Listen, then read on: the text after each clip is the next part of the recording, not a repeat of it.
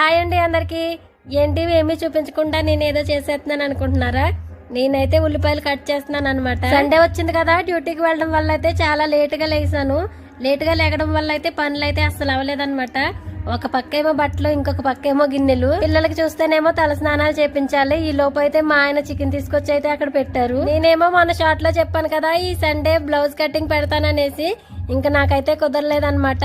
ఈసారి ఎలాగైనా సరే పెడతాను సిస్టర్, ఏమనుకోకండి. నాకైతే ఎవరో ఇలాగా బ్లౌజులు అయితే ఇవ్వలేదన్నమాట కట్ చేయడానికి. ఇక మా అమ్మ బ్లౌజులు ఉన్నాయి కానీ వాటి లోపలికి లైనింగ్ అయితే లేదు, అందుకనేసి బ్లౌజ్ కటింగ్ అయితే పెట్టలేదు.